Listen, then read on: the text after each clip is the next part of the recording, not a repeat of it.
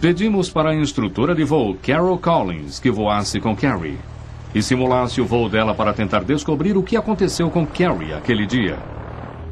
Ok, tudo bem. Vou começar a virar. Elas decolam à noite, no mesmo horário que Carrie fez seu voo traumático. O que o seu AMP Meter mostrava aquele dia? Você sabe de uma coisa? Eu nem olhei no AMP. Eu nem pensei nisso. Eu estava em pânico. Sei. Eu estava em pânico. Eu estava muito assustada. Carrie entrou em pânico porque para ela foi como se alguém tivesse jogado um cobertor em cima de seu avião. Bem, Carol tem uma resposta para isso. Quando você está olhando para uma linha de luzes no horizonte e quando você está voando perto ou embaixo de uma nuvem, essas luzes podem, na verdade, desaparecer de repente. E o horizonte agora não existe. E a sensação de ter um cobertor jogado em cima de você é interessante e provavelmente uma descrição muito precisa dessa sensação. Não é possível ver o contorno das nuvens à noite. Elas simplesmente desaparecem. Essa poderia ter sido uma possibilidade. Que eu tenha entrado numa nuvem. Uma vez dentro de total escuridão, a confusão é total. A perda de controle é atribuída geralmente à desorientação espacial. O piloto não sabe exatamente se está indo para cima, virando, ou mesmo se está de ponta cabeça, por causa das informações conflitantes em seus sentidos. Além disso, uma tempestade se aproximou de Carrie aquela noite. Eu achei que tinha sido atingida por um raio que tivesse deixado os instrumentos malucos. Carol acredita que Carrie ficou presa num mau tempo em um estado de ansiedade sobre águas perigosas. Uma das coisas importantes em sobrevoar o Triângulo das Bermudas é o fato de que você está sobrevoando o oceano sem nenhuma outra referência. E é um lugar confuso de se estar. O modo como ela respondeu a esse estado mental e a esse ambiente tem tudo a ver com sua experiência. Mas se uma neblina psicológica pode ser mal interpretada como uma neblina eletrônica, o que pode ser feito do trabalho de John Hutchison? Ele afirma poder produzir a neblina eletrônica do Triângulo das Bermudas em casa. Embora não tenha conseguido reproduzir a neblina eletrônica dessa vez, Hutchison gravou a prova de seu efeito Hutchison em vídeo. No vídeo, garrafas levitam, metais ficam moles e, é claro, a neblina eletrônica se forma espontaneamente. Os observadores do Triângulo dizem que os estranhos efeitos Hutchison são provas verdadeiras do Triângulo. Os céticos Tom Flynn e Joe Nickell não concordam. Este é o clipe de uma garrafa de refrigerante. E eles acham que sabem como isso é feito. Lá vai. É tão peculiar, portanto, ao contrário do que um cameraman normalmente faria, essa garrafa sai voando depressa e a câmera não quer segui-la. Então presumimos que ele não consegue segui-la. Ah, sim. Deve haver alguma coisa ali que você não ia querer ver. Eles acham que tem alguém brincando de marionetes. Mas Hutchison afirma que suas experiências são reais. Eu dou muita risada disso, porque como eu falsificaria usando fios invisíveis, por exemplo, uma experiência de levitação com pessoas da TV por perto e cientistas controlando a experiência? Mas Nickell e Flynn acham que podem provar que é falso. O vídeo de Hudson foi feito no que parece ser uma sala numa garagem ou num porão. Tem um chão bege de concreto, manchas e rachaduras, e é meio variado. E a boa notícia é que se você está movendo alguma coisa com fios, é que fica muito fácil não ver a linha sobre esse tipo de pano de fundo. Eu coloquei um fio nesta garrafa. Assim poderei movê-la quando quiser. Tem um fio aqui passando por ela. Agora, nós vamos ter o que eu chamo de perfeito efeito de marionete. Aqui vocês provavelmente podem ver essa linha de nylon contra a minha calça preta. Mas, se eu der um passo para o lado, a linha desaparece. Quando você estiver pronto, Joe, vamos começar um balanço. Ok, fique esperto para poder fazer ela voar.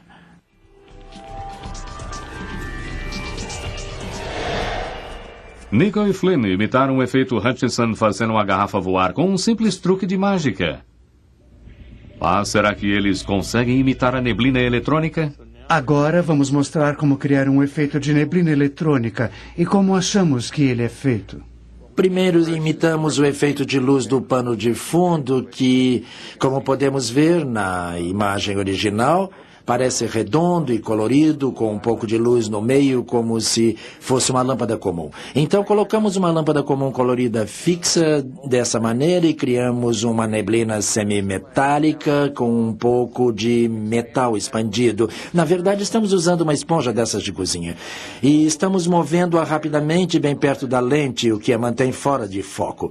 E estamos colocando muita luz dentro dela, de forma que conseguimos esse ótimo efeito. E então temos o efeito de uma substância parcialmente desconhecida, parcialmente iluminada e parcialmente opaca na frente das lentes, e ela age exatamente como uma neblina eletrônica. Acabamos de ver como criar o efeito Hutchinson. E para Nicholl e Flynn, a resposta mais simples é geralmente a mais provável.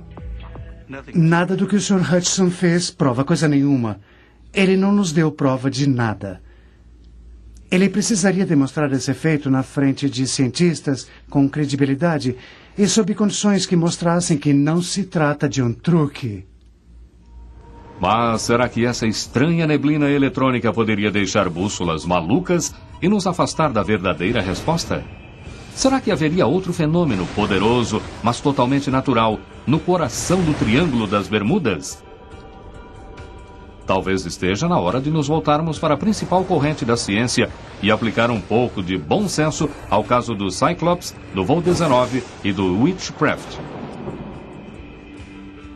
Todas essas histórias são trágicas, mas o caso do Witchcraft é particularmente desconcertante.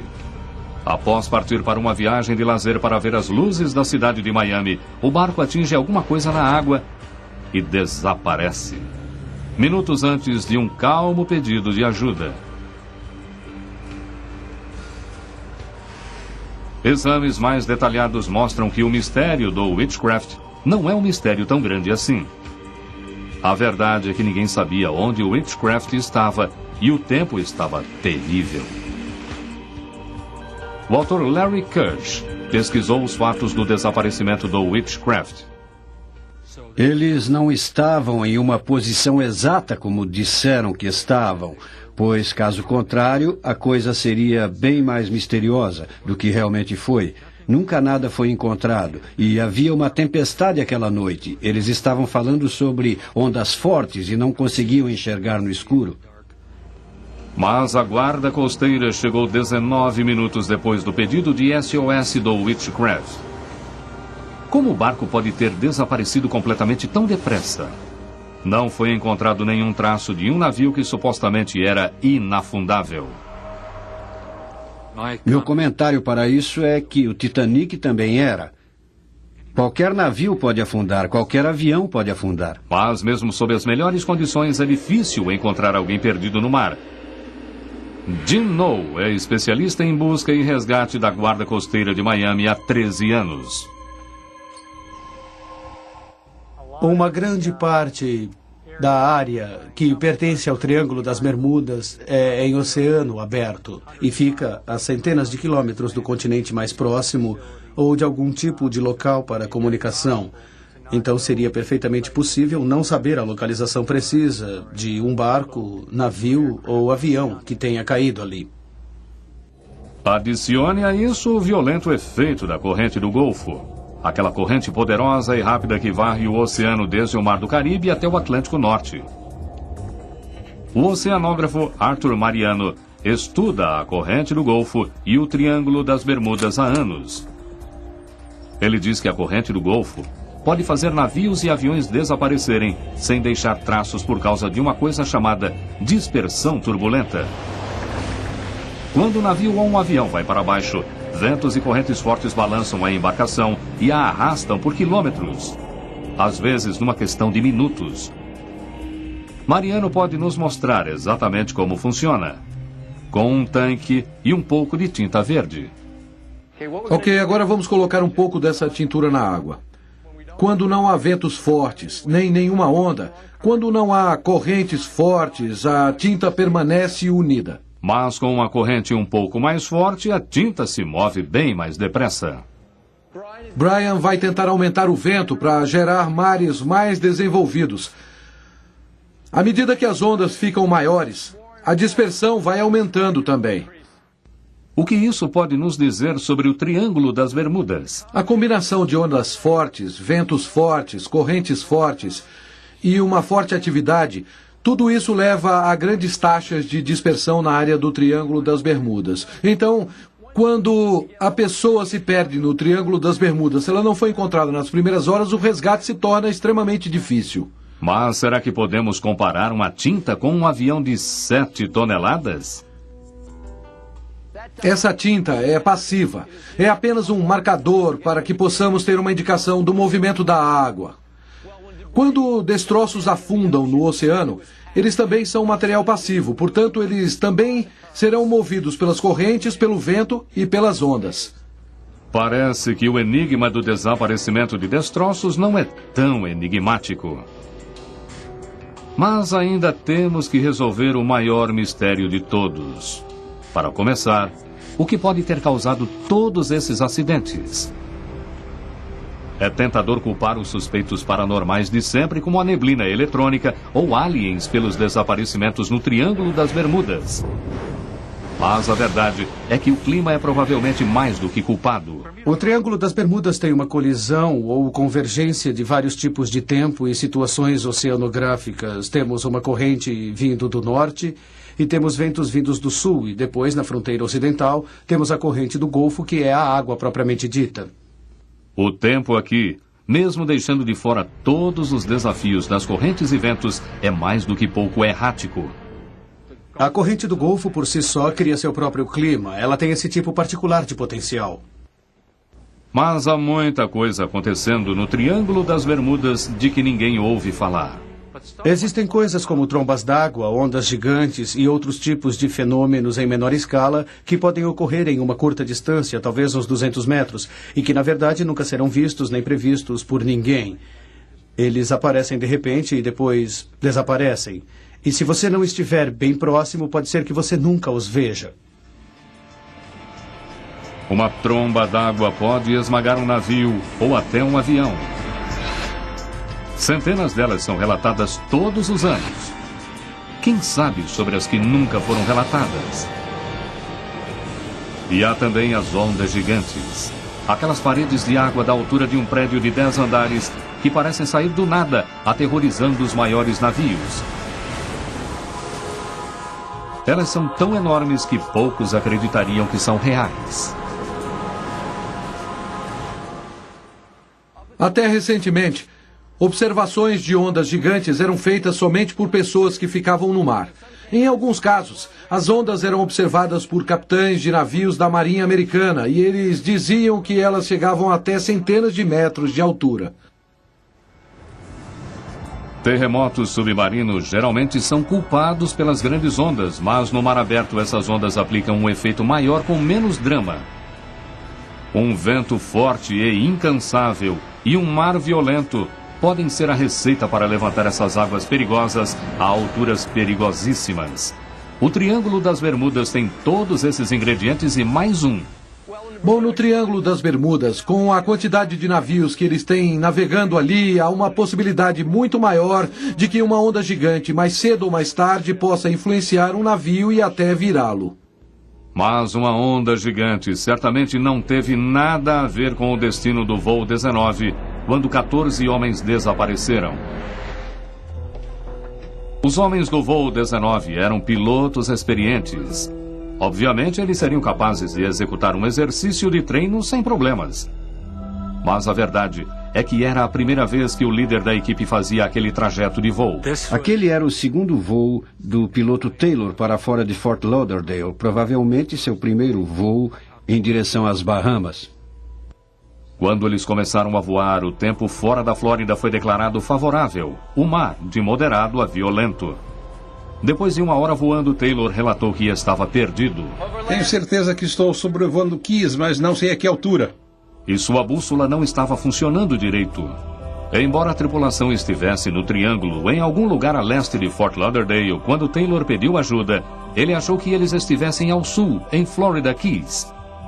Larry Kush acha que Taylor só estava confuso e não confiou em sua bússola. Isso é típico quando a pessoa está perdida e fica confusa. A bússola não concorda com o que ela vê e aí ela diz que a bússola quebrou.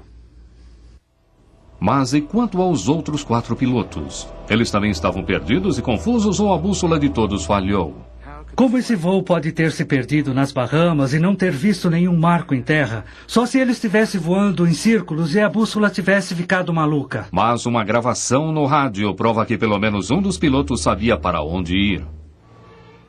Droga! Se a gente fosse para o oeste, chegaríamos em casa.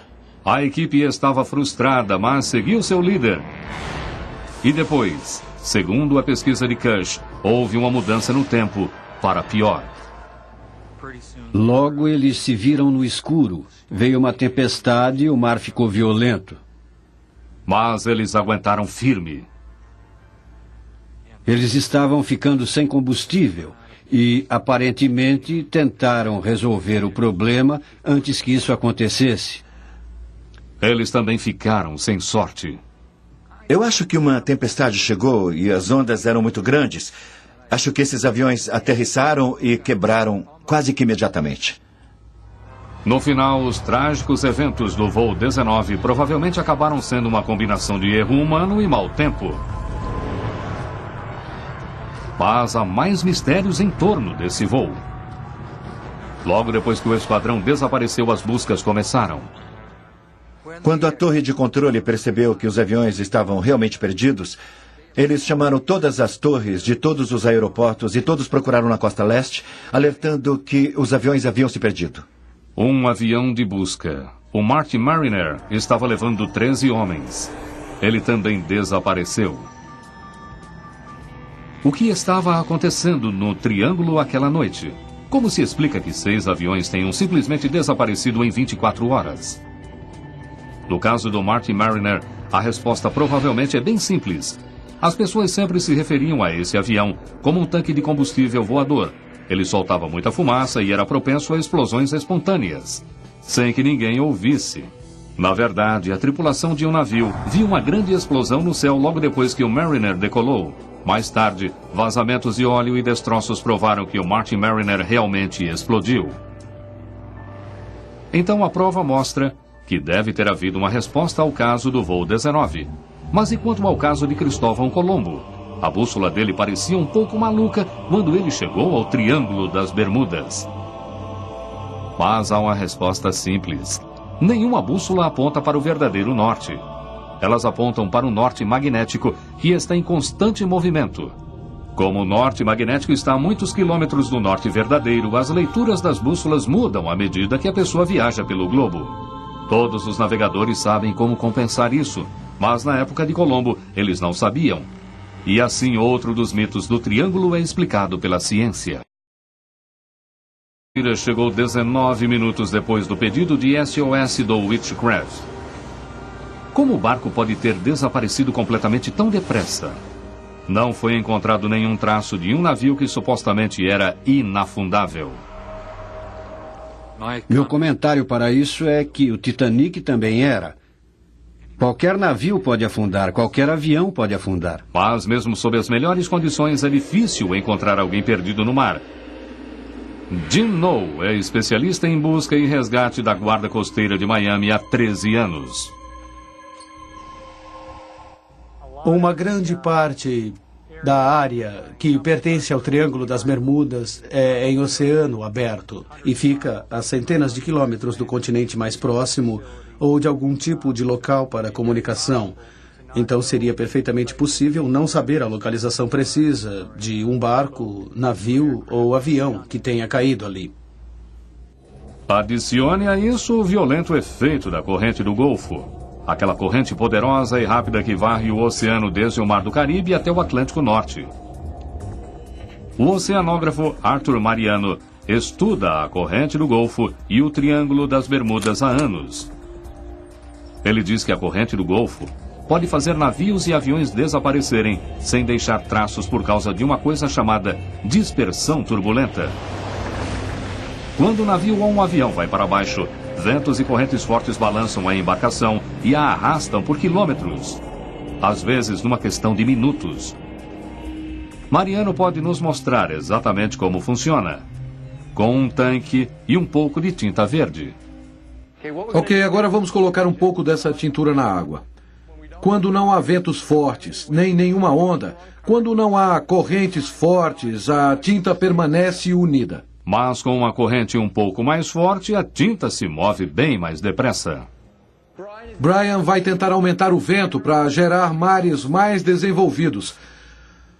À medida que as ondas ficam maiores, a dispersão vai aumentando também. O que isso pode nos dizer sobre o Triângulo das Bermudas? A combinação de ondas fortes, ventos fortes, correntes fortes e uma forte atividade, tudo isso leva a grandes taxas de dispersão na área do Triângulo das Bermudas. Então, quando a pessoa se perde no Triângulo das Bermudas, se ela não foi encontrada nas primeiras horas, o resgate se torna extremamente difícil. Mas será que podemos comparar uma tinta com um avião de 7 toneladas? Essa tinta é passiva. É apenas um marcador para que possamos ter uma indicação do movimento da água. Quando destroços afundam no oceano, eles também são material passivo, portanto, eles também serão movidos.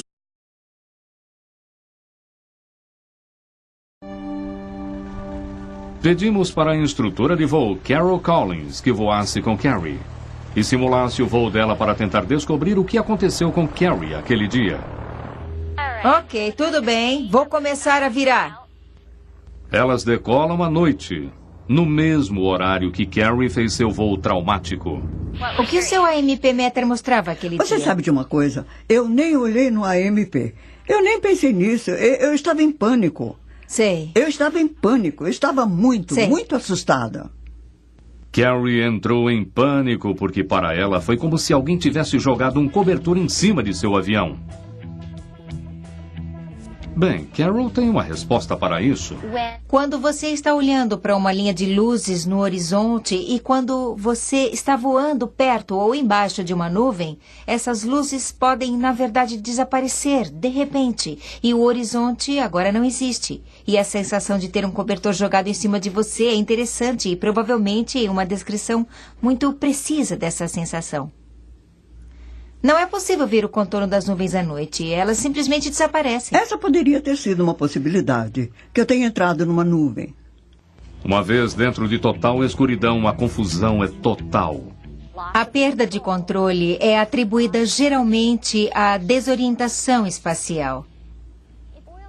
O piloto não sabe exatamente se está indo para cima, virando, ou mesmo se está de ponta cabeça, por causa das informações conflitantes em seus sentidos. Além disso, uma tempestade se aproximou de Carrie aquela noite. Eu achei que tinha sido atingida por um raio que tivesse deixado os instrumentos malucos. Carol acredita que Carrie ficou presa num mau tempo em um estado de ansiedade sobre águas perigosas. Uma das coisas importantes em sobrevoar o Triângulo das Bermudas é o fato de que você está sobrevoando o oceano sem nenhuma outra referência. E é um lugar confuso de se estar. O modo como ela respondeu a esse estado mental e a esse ambiente tem tudo a ver com sua experiência. Mas se uma neblina psicológica pode ser mal interpretada como uma neblina eletrônica, o que pode ser feito do trabalho de John Hutchison? Ele afirma poder produzir a neblina eletrônica do Triângulo das Bermudas em casa. Embora não tenha conseguido reproduzir a neblina eletrônica dessa vez, Hutchison gravou a prova de seu efeito Hutchison em vídeo. No vídeo, garrafas levitam, metais ficam moles e, é claro, a neblina eletrônica se forma espontaneamente. Os observadores do Triângulo dizem que... de ondas fortes, ventos fortes, correntes fortes e uma forte atividade, tudo isso leva a grandes taxas de dispersão na área do Triângulo das Bermudas. Então, quando a pessoa se perde no Triângulo das Bermudas, se ela não foi encontrada nas primeiras horas, o resgate se torna extremamente difícil. Mas será que podemos comparar uma tinta com um avião de 7 toneladas? Essa tinta é passiva. É apenas um marcador para que possamos ter uma indicação do movimento da água. Quando destroços afundam no oceano, eles também são material passivo. Portanto, eles também serão movidos pelas correntes, pelo vento e pelas ondas. Parece que o enigma do desaparecimento de destroços não é tão enigmático. Mas ainda temos que resolver o maior mistério de todos. Para começar, o que pode ter causado todos esses acidentes? É tentador culpar os suspeitos paranormais de sempre, como a neblina eletrônica ou aliens, pelos desaparecimentos no Triângulo das Bermudas. Mas a verdade é que o clima é provavelmente mais do que culpado. O Triângulo das Bermudas tem uma colisão ou convergência de vários tipos de tempo e situações oceanográficas. Temos uma corrente vindo do norte e temos ventos vindos do sul. E depois, na fronteira ocidental, temos a corrente do Golfo, que é a água propriamente dita. O tempo aqui, mesmo deixando de fora todos os desafios das correntes e ventos, é mais do que pouco errático. A corrente do Golfo, por si só, cria seu próprio clima. Ela tem esse tipo particular de potencial. Mas há muita coisa acontecendo no Triângulo das Bermudas de que ninguém ouve falar. Existem coisas como trombas d'água, ondas gigantes e outros tipos de fenômenos em menor escala que podem ocorrer em uma curta distância, talvez uns 200 metros, e que, na verdade, nunca serão vistos nem previstos por ninguém. Eles aparecem de repente e depois desaparecem. E se você não estiver bem próximo, pode ser que você nunca os veja. Uma tromba d'água pode esmagar um navio ou até um avião. Centenas delas são relatadas todos os anos. Quem sabe sobre as que nunca foram relatadas? E há também as ondas gigantes. Aquelas paredes de água da altura de um prédio de 10 andares que parecem sair do nada, aterrorizando os maiores navios. Elas são tão enormes que poucos acreditariam que são reais. Até recentemente, observações de ondas gigantes eram feitas somente por pessoas que ficavam no mar. Em alguns casos, as ondas eram observadas por capitães de navios da Marinha Americana e eles diziam que elas chegavam até centenas... Este de Fort Lauderdale, quando Taylor pediu ajuda, ele achou que eles estivessem ao sul, em Florida Keys. Larry Kush acha que Taylor só estava confuso e não confiou em sua bússola. Isso é típico quando a pessoa está perdida e fica confusa. A bússola não concorda com o que ela vê e aí ela diz que a bússola quebrou. Mas e quanto aos outros 4 pilotos? Eles também estavam perdidos e confusos ou a bússola de todos falhou? Como esse voo pode ter se perdido nas Bahamas e não ter visto nenhum marco em terra? Só se ele estivesse voando em círculos e a bússola tivesse ficado maluca. Mas uma gravação no rádio prova que pelo menos um dos pilotos sabia para onde ir. Droga! Se a gente fosse para o oeste, chegaríamos em casa. A equipe estava frustrada, mas seguiu seu líder. E depois, segundo a pesquisa de Kush, houve uma mudança no tempo para pior. Logo eles se viram no escuro. Veio uma tempestade e o mar ficou violento. Mas eles aguentaram firme. Eles estavam ficando sem combustível e, aparentemente, tentaram resolver o problema antes que isso acontecesse. Eles também ficaram sem sorte. Eu acho que uma tempestade chegou e as ondas eram muito grandes. Acho que esses aviões aterrissaram e quebraram quase que imediatamente. No final, os trágicos eventos do voo 19 provavelmente acabaram sendo uma combinação de erro humano e mau tempo. Mas há mais mistérios em torno desse voo. Logo depois que o esquadrão desapareceu, as buscas começaram. Quando a torre de controle percebeu que os aviões estavam realmente perdidos, eles chamaram todas as torres de todos os aeroportos e todos procuraram na costa leste, alertando que os aviões haviam se perdido. Um avião de busca. O Martin Mariner estava levando 13 homens. Ele também desapareceu. O que estava acontecendo no Triângulo aquela noite? Como se explica que 6 aviões tenham simplesmente desaparecido em 24 horas? No caso do Martin Mariner, a resposta provavelmente é bem simples. As pessoas sempre se referiam a esse avião como um tanque de combustível voador. Ele soltava muita fumaça e era propenso a explosões espontâneas, sem que ninguém ouvisse. Na verdade, a tripulação de um navio viu uma grande explosão no céu logo depois que o Mariner decolou. Mais tarde, vazamentos de óleo e destroços provaram que o Martin Mariner realmente explodiu. Então a prova mostra que deve ter havido uma resposta ao caso do voo 19. Se estivesse no Triângulo, em algum lugar a leste de Fort Lauderdale, quando Taylor pediu ajuda, ele achou que eles estivessem ao sul, em Florida Keys. Larry Kush acha que Taylor só estava confuso e não confiou em sua bússola. Isso é típico quando a pessoa está perdida e fica confusa. A bússola não concorda com o que ela vê e aí ela diz que a bússola quebrou. Mas e quanto aos outros 4 pilotos? Eles também estavam perdidos e confusos ou a bússola de todos falhou? Como esse voo pode ter se perdido nas Bahamas e não ter visto nenhum marco em terra? Só se ele estivesse voando em círculos e a bússola tivesse ficado maluca. Mas uma gravação no rádio prova que pelo menos um dos pilotos sabia para onde ir. Droga! Se a gente fosse para o oeste, chegaríamos em casa. A equipe estava frustrada, mas seguiu seu líder. E depois, segundo a pesquisa de Kush, houve uma mudança no tempo para pior. Logo eles se viram no escuro. Veio uma tempestade e o mar ficou violento. Mas eles aguentaram firme. Eles estavam ficando sem combustível e, aparentemente, tentaram resolver o problema antes que isso acontecesse. Eles também ficaram sem sorte. Eu acho que uma tempestade chegou e as ondas eram muito grandes. Acho que esses aviões aterrissaram e quebraram quase que imediatamente.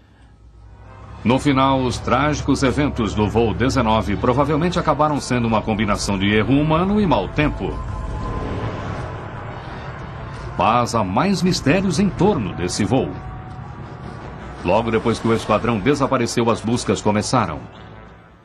Quando a torre de controle percebeu que os aviões estavam realmente perdidos, eles chamaram todas as torres de todos os aeroportos e todos procuraram na costa leste, alertando que os aviões haviam se perdido.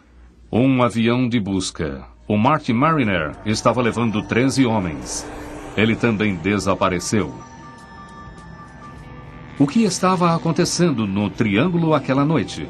Como se explica que 6 aviões tenham simplesmente desaparecido em 24 horas? No caso do Martin Mariner, a resposta provavelmente é bem simples. As pessoas sempre se referiam a esse avião como um tanque de combustível voador. Ele soltava muita fumaça e era propenso a explosões espontâneas, sem que ninguém ouvisse. Na verdade, a tripulação de um navio viu uma grande explosão no céu logo depois que o Mariner decolou. Mais tarde, vazamentos de óleo e destroços provaram que o Martin Mariner realmente explodiu. Então a prova mostra que deve ter havido uma